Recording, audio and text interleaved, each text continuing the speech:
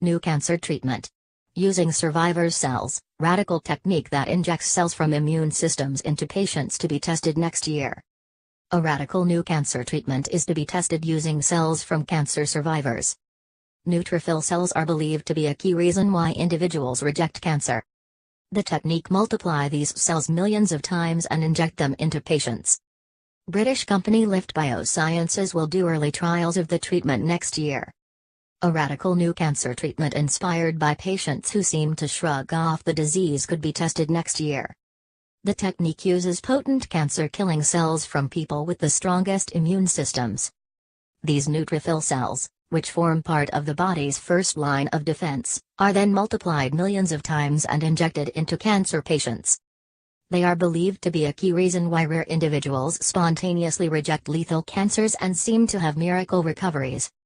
Following experiments with mice, a British company is now preparing for early trials of the neutrophil treatment on a small number of patients. Alex Blythe, chief executive of Lift Biosciences, said, "We're not talking about simply managing cancer. We're looking at a curative therapy that you would receive once a week over the course of 5 to 6 weeks. Based on our laboratory and mouse model experiments, we would hope to see patients experiencing complete remission. Our ultimate aim is to create the world's first cell bank of powerful cancer-killing neutrophils." The team, along with researchers from King's College London, is initially focusing on pancreatic cancer, which is among the most lethal forms. Each year around 9,618 people in the UK are diagnosed with pancreatic cancer and 8,817 die from the disease, which has a 5-year survival rate of less than 3%.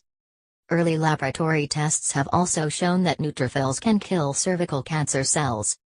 Mr. Blythe said key advantage of neutrophils is that a donor's cells can be given to anyone without fear of serious rejection. They live in the body for only 5 days and disappear before the recipient's immune system has a chance to respond. Neutrophils kill cancer cells either directly, by destroying them with chemicals and antibodies, or indirectly by recruiting other immune cells. There is evidence that neutrophils may sometimes not recognize cancer as foreign and can even shield tumors from other immune responses. But when they do target cancer, they are highly efficient, wiping out 95% of test cancer cells in 24 hours. It is neutrophils with this ability that form the basis of the new therapy. The Lift team has collected thousands of the cells discarded as a waste product by blood banks, and is mass screening them for their cancer-killing potential in a laboratory. Those that pass the test are cultured and multiplied many times over using a secret process. The researchers are also working on a way of altering them to become even more potent. Professor Fartsin, who is leading the research at King's College, said, "I was initially skeptical when Lift Biosciences approached us. It is something I don't believe has been done before, and producing these specific cells with cancer-killing ability is a notion we had not thought of. We are excited by the early results."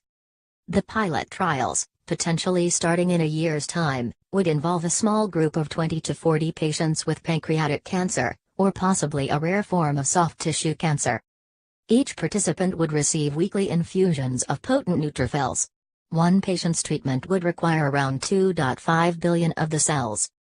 So far Lift Biosciences has received no government money and raised around £250,000 for early research from drug giants Merck, MedCity, which provides support for life sciences, and crowdfunding.